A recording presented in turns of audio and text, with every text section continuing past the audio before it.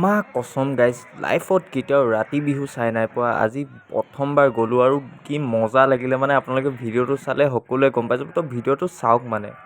খবৰ আপোনালোক সকলোৰে ভাল, মুখৰ ভাল আৰু আপোনালোকে চাই আছে ৰাজদ্বীপ ব্লগ আৰু ৰাজদ্বীপ ব্লগলৈ মই সকলোকে স্বাগতম। আজি গৈ আছোঁ মানে ৰাতি, সকলোৱে দেখিছে ৰাতি।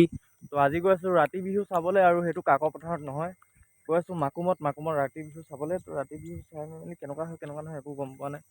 এইফালে গোটেই ৰাস্তা একদম পূৰা কলা কলা। তো অকলে গৈছোঁ, চাই থাকক লাষ্টলৈকে। একদম পূৰা কিবা লাগিছে,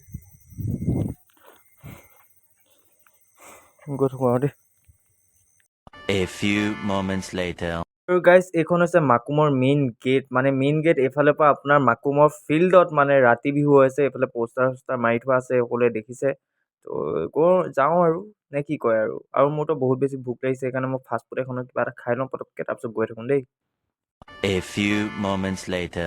গাইজ এতিয়া ভিতৰৰ পৰিৱেশ চাওক, মানে ভিতৰৰ পৰিৱেশটো চাই আপোনালোকেতো পাগলাই হৈ যাব। মইতো পাগল হৈয়ে গৈছোঁ, মানুহ চানুহ দেখি একদম দেখিছোঁ। ছোৱালীও কিমান আছে মানে, চাওক না আপোনালোক, ফূৰ্তি কৰক মানে দেই।